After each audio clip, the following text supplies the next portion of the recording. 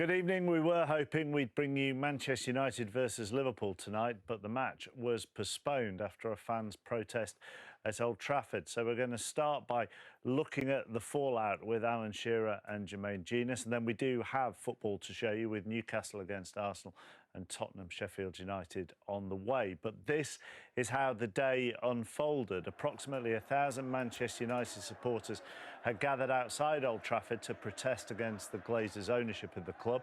At 2:10, around 100 got inside the ground and made their way onto the pitch. The fans were cleared away, but later on a further group got back inside the stadium to continue the protest. Police say 2 officers were injured, with bottles and barriers being thrown at officers and horses outside the ground. The match was postponed at 5:35, with the Premier League saying this is a collective decision from the police, both clubs, the Premier League and local authorities. We understand and respect the strength of feeling, but condemn all acts of violence, criminal damage and trespass, especially given the associated COVID-19 breaches.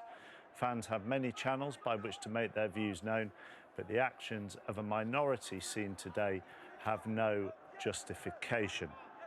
Alan, your thoughts? I understand the fans' frustration and their anger.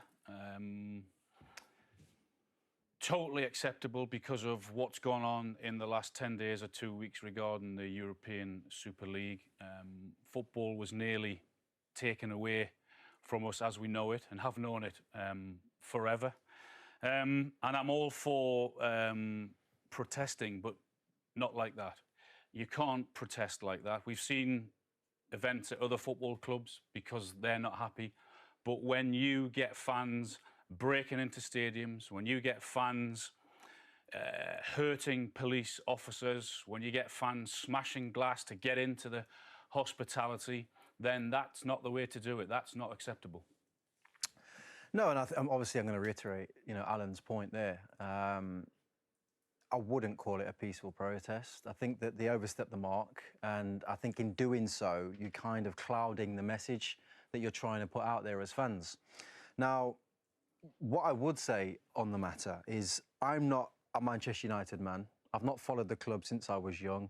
I've not followed the club in terms of a supporter who is inside the football club or a player that's been at the football club, knows that football club. So I think to ask me, for my opinion on the Glazers, so to speak, is a little bit unfair to an extent, because for me personally, I am searching for those answers, because under a Glazership's reign, they've won trophies, big trophies as well.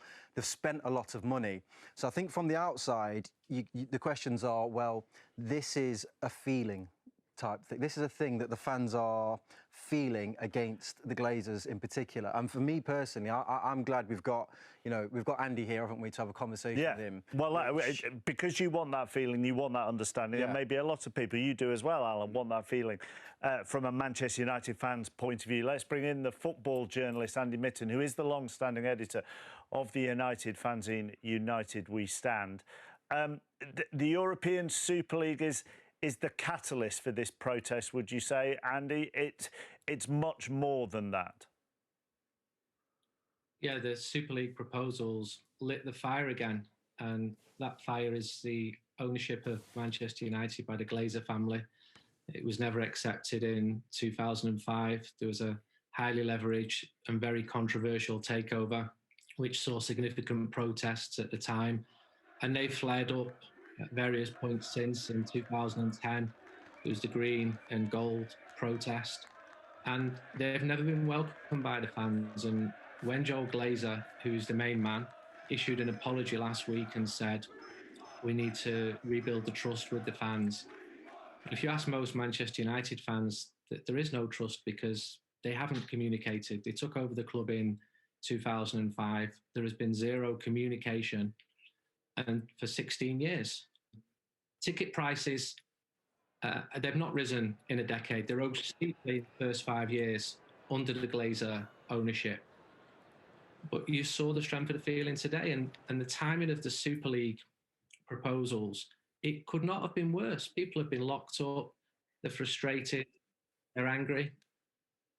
So Andy, I totally understand and totally agree with you in terms of the European Super League. But when I look at the net spend of your owners since 2013, there's only Manchester City in Europe that have actually spent more money than you. I'm looking at it, it's nearly 200 million more than PSG, nearly 300 million more than Barcelona. So in terms of the owners backing their managers in the transfer market, that's exactly what they have done, isn't it?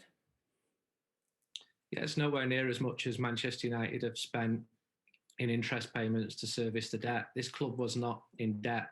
Old Trafford was rebuilt with profits from the vast support.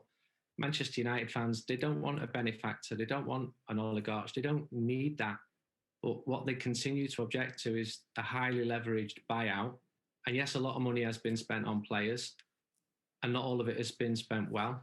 And the team have improved. I think the manager's doing a good job. I don't think any Manchester United fans could have seen the team being second at this stage in the season, and also about to get into a European final. But the frustrations are there. These people are not making it up in their own minds. They are deeply frustrated, and they have the reasons for doing that. Andy, we're obviously in an era. I mean, you mentioned that as fans you've not been heard for a large period of time. I think we're in an era now in the Premier League where many fans would be saying the same thing about the feeling towards their football club. What would you say are 2 or 3 key points, you know, as to kind of what you want as Manchester United fans, just to kind of, again, just gain some understanding for myself and people watching? Don't just think it's the Premier League. On Manchester's doorstep, we've seen Bury, Macclesfield Town and Bolton Wanderers fans suffer terribly in recent years, partly because people who are classed as fit and proper persons are allowed to take over football clubs. I don't believe that they are, including at many Premier League football clubs. I think football needs independent regulation, and regulation with power, and independence, got to be independent. Football needs reform. Fans are being sold short. That things can happen, like the proposals for the Super League, that can just be sprung on fans and on the players and on the managers as well, because they didn't like it, by owners who the fans just, they see them as being detached. But the depth of football in England and in Britain, it's one of the most impressive things. That wealth should be spread more than it currently has been doing. I don't think the current system is working. And the proposals for the Super League has just opened a tin of worms, and the fans have been protesting, but also the players and journalists and people like yourselves. And you should be part of football's future. You've got powerful voices as well.